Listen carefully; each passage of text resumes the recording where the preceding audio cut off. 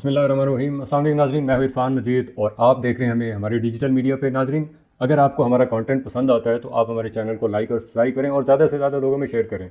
और जो बेहतरी के लिए कमेंट्स दिए जा सकते हैं, जो सजेशन दी जा सकती है, वो भी हमें दें। नाज़रीन, मैंने अक्सर सुना है कि मीडिया वाले जो हैं वो ब्लैकमेलर होते हैं। नाज़रीन, मैं किसी की बात तो नहीं करूँगा, लेकिन अपने बारे में ये मैं ज़रूर कहूँगा कि अगर किसी शख्स के पास कोई सबूत है तो वो मुझे किसी जरगे में, किसी पंचायत में या किसी इदारे में भी मुझे बुला सकता है और वो तमाम सबूत पेश करे। अगर मैं साबित हो चुका कि मैं मुजरिम हूँ तो मैं हर वो सज़ा भुगतने को तैयार हूँ जो आप लोग कहेंगे। लेकिन अगर ऐसा ना कर पाया और साबित ना कर पाया और सबूत पेश ना कर पाया तो वो उसको अपने लिए कम से कम 10 गुना ज़्यादा सज़ा जो है वो ख़ुद अपने आप को तजवीज़ करनी चाहिए। नाज़रीन, आज की इस वीडियो के अंदर हम federal employees cooperative housing society के अंदर होने वाली वो तमाम बेज़ाब्तियाँ जो मौजूदा मैनेजमेंट कमेटी जो है वो खुल्लम खुल्ला कर रही है, हम उसके ऊपर बात करेंगे। नाज़रीन, आज हम पहले बात करेंगे कि जैसे ये ग्रुप अलबदर इनकलाब ग्रुप, ये दो ग्रुप थे, एक तरफ था इनकलाब ग्रुप, एक तरफ था अलबदर ग्रुप। जैसे ही ये फ्रॉड या धोखे से ये लोग सीटों पर बरजमान हुए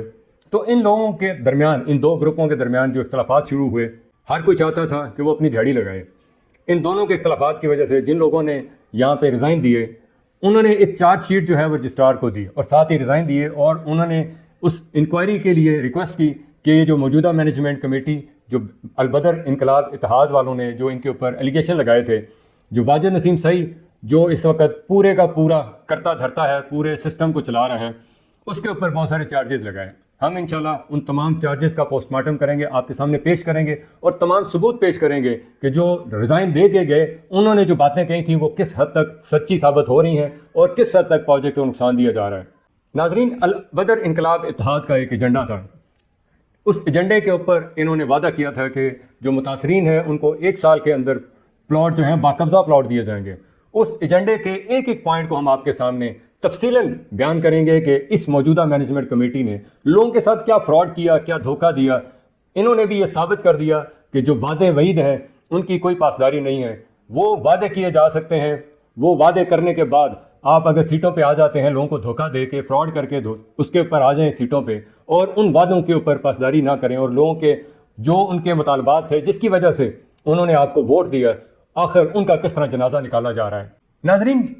एक पॉइंट था कि जिसके ऊपर बात करना मैं ज़रूरी समझता था, ख़ास तौर पे एजीएम जो 2023 में एजीएम करवाई गई, जिसके अंदर एक फ्रॉड के ज़रिए बहुत सारे ऐसे जो काम थे जो इन्होंने प्लान किए हुए थे, जो मेंबरान से हाइड करके जो एजेंडा बुक किसी को नहीं दी गई, वो आज ही वीडियो जो है वो रजिस्ट्रार ऑफिस में मौजूद हैं। उस एजेंडे को किस फ्रॉड के साथ इस मौजूदा मैनेजमेंट कमेटी ने उसको अप्रूव करवाया और आज उस एजेंडे के एक एक पॉइंट के ज़रिए प्रोजेक्ट को किस तरह नुकसान दिया जा रहा है, हम इसके ऊपर इंशाल्लाह एक पूरी कंप्लीट वीडियो बनाएंगे। नाज़रीन, आपको मालूम है कि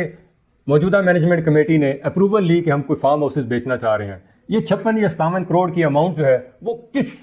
खूह खाते में चली गई, ना वो इसका हिसाब देने वाले हैं, ना वो हिसाब देने को तैयार हैं। लेकिन उन्होंने इसको ऐसा लोगों को बेवकूफ़ बनाया कि बताया गया कि हम चंद फार्म हाउसेस बेच रहे हैं, लेकिन पता नहीं पसे पर्दा कितने फार्म हाउसेस बेच चुके हैं। हम इंशाल्लाह आपके सामने वो तमाम तफसीलात भी जो फार्म हाउसेस से रेलिवेंट थी, वो जो सब वीडियोस बनाएंगी वो हमारे पास हैं। हम इंशाल्लाह आपके सामने उन तमाम वीडियोस को सामने रख के एक कंप्लीट प्रोग्राम करेंगे जिसमें फार्म हाउसेस के साथ क्या हुआ, फार्म हाउसेस की जो अमाउंट है वो कहाँ चलेगी और वो किस तरह बंदरबांट की गई। नाज़रीन, इस एजीएम के अंदर एक बहुत बड़ा फ्रॉड भी किया गया, यानी एफिलिएशन की अप्रूवल ली गई। एफिलिएशन एक ऐसा काला धंधा है, एक ऐसा फ्रॉड है जिसके अंदर मेंबरान को पता ही नहीं कि उनके साथ क्या हो रहा है। ये वही ज़मीन जो पहले कर्नल नज़रुल इस्लाम साहब ने खरीदी थी, उसी के ऊपर किसी से कब्जा करवा लिया जाता है, उसको वागजार करवाया जाता है, ज़मींदारों के साथ मिलकर ये खेल खेला जाता है। कुछ थोड़ा बहुत ज़मींदारों को नवाजा जाता है और बाकी ये जो मैनेजमेंट कमेटी है वो इस खेल में पूरी की पूरी डूबी हुई है। हम इसके ऊपर एफिलिएशन का जो खेल खेला गया उसके ऊपर उन तमाम हकाइक और उन तमाम चीज़ों को भी सामने रखेंगे और कोशिश करेंगे वो जो लोग इसमें इन्वॉल्व हैं, जिनके नाम पे ये एग्रीमेंट किए जाते हैं, उनको भी आपके सामने लाएं। वो तमाम हकाइक जो मौजूदा मैनेजमेंट कमेटी फ्रॉड के ज़रिए उस तमाम चीज़ों को लपेट रही है और बंदर बांट कर रही है, हम इंशाल्लाह आपके सामने उन तमाम हकाइक को सामने रखेंगे। नाज़रीन, मैं एक केस जो 96 लोगों ने रजिस्ट्रार के पास 2021 में एप्लीकेशन दी, जब रजिस्ट्रार ने उसका कोई फ़ैसला नहीं किया तो वो लोग हाई कोर्ट में चले गए। वहाँ पे उन्होंने जस्टिस मोहसिन अख्तर कियानी سے انہوں نے ایک فیصلہ لیا کہ ان تمام لوگوں کو باقبضہ پلاٹ دیے جائیں، لیکن ان کے ساتھ جب یہ مینجمنٹ کمیٹی آئی، ان کے ساتھ ایک ایم او یو سائن کیا گیا، ان کے ساتھ ایک دھوکہ دیا گیا، ان کو ایک لارا لپا لگایا گیا کہ یہ ہم بہت جلد جو ہے ہم آپ کو یہ باقبضہ پلاٹ دیں گے، لیکن انہوں نے اس کے اوپر ایک نیا کھیل کھیلا۔ جب یہ سیٹوں پہ آ گئے تو یہ بھی وعدے کی پاسداری آپ دیکھیں ان لوگوں کی کہ یہ لوگ جو ہیں انہوں نے اپنا ایک مورا کھڑا کیا، اس کو سینیٹی لسٹ کا ایک فراڈ کرنے کے لیے ایک پٹیشن دائر کر دی گئی، اور آج بھی آپ دیکھ رہے ہیں کہ کورٹ کچہری آج 2025 ہو گیا ہے، اور 2025 میں بھی ہم کورٹ کچہریوں کے ان معاملات میں پھنسے ہوئے ہیں کہ جب یہ مینجمنٹ کمیٹی کے پاس جا کے کوئی بھی شخص یہ پوچھتا ہے کہ اس کے پلاٹ کا کیا ہوگا تو اس کے ان کے لیے بہت اچھا جواب ہوتا ہے کہ یہ میٹر جو ہے وہ کورٹ کچہری میں ہے، تو یہ پاسبل نہیں ہے کہ ہم آپ کو کسی طرح کی بھی کوئی پوزیشن دے سکیں۔ اور آپ دیکھیں کہ کورٹ کی ستم گری کہ ابھی تک جو ہے وہ ٹرانسفرنس بند ہے،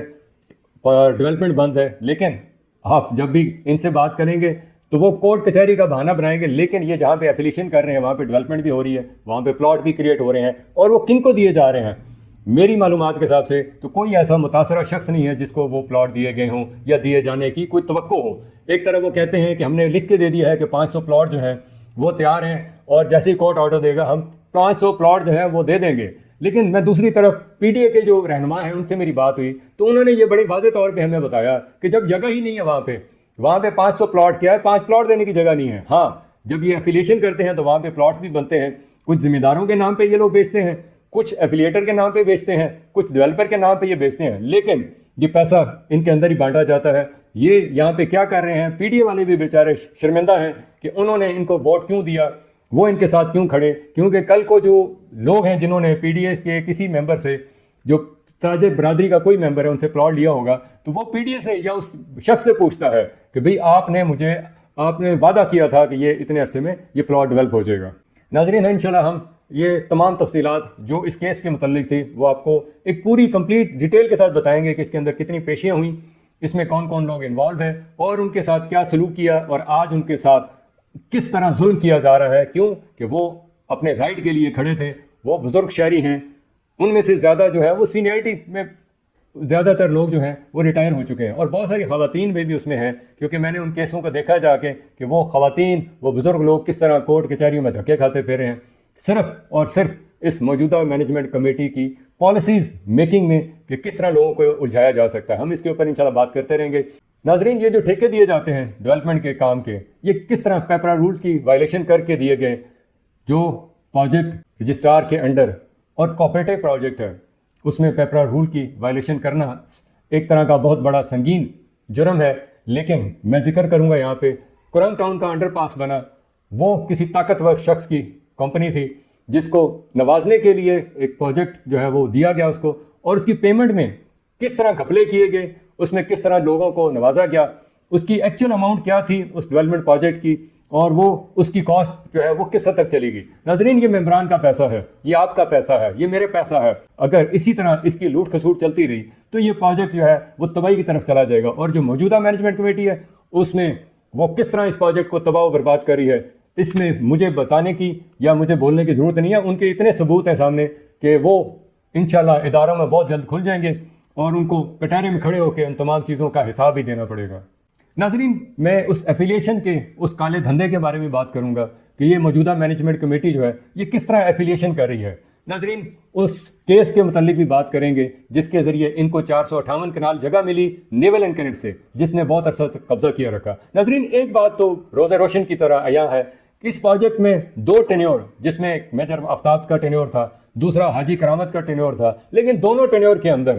جو مین مورا تھا، جو مین اس پروجیکٹ کو چلا رہا تھا، وہ واجد نسیم سائی جو موجودہ مینجمنٹ کمیٹی کا سیکرٹری ہے، آج وہ پوری طرح اس پروجیکٹ کے اوپر چھایا ہوا ہے۔ آج اگر مینجمنٹ کمیٹی کے کسی شخص سے ہم پوچھیں کہ فلاں چیز کس طرح چل رہی ہے، فلاں کس طرح چل رہی ہے، تو اس کے پاس ایک ہی جواب ہوتا ہے کہ واجد بھائی سے پوچھ کے بتاؤں گا۔ صدر صاحب کی ہماری یہ حالات ہیں کہ صدر صاحب جو حاجی کرامت صاحب، ان کو کسی چیز کا پتہ ہی نہیں ہے۔ ناظرین ہم کوشش کریں گے کہ بہت جلد جو ہے مینجمنٹ کمیٹی کا بھی موقف لیں۔ ناظرین یہاں پہ جو الزامات ہیں ان کو ہم پورا رائٹ دیں گے کہ وہ اپنے آپ کو ڈیفینڈ کریں، اگر وہ ہمیں ٹائم نہیں دیں گے اور ڈیفینڈ نہیں کریں گے تو ڈیفینیٹلی ہمارا یہ رائٹ بنتا ہے کہ ہم مختلف اداروں میں جا کے اپلیکیشن دیں، وہ ثبوت دیں، اور کورٹ کچہری میں ہم اپنے وکیل کے ذریعے وہاں پہ حاضر ہو کے وہ 4 چیزیں ثابت کریں، تاکہ جو ثبوت ہیں وہ اپنی زبان خود بنتے ہیں. کورٹ کچہری میں ثبوتوں کو زبان دینے کے لیے وکلاء کی ضرورت ہوتی ہے. ہم سمجھتے ہیں کہ ہم لوگ کمزور ہیں، ممبران کمزور ہیں، ہم پیسے دے کے ایک وکیل کھڑا کریں گے، لیکن آپ کو کیا معلوم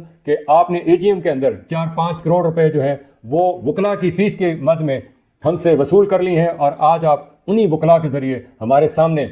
کھڑے کر دیتے ہیں. اور وہی وکلاء جو ہمارے پیسے سے، جس طرح اس ملک میں ہمارے ٹیکس سے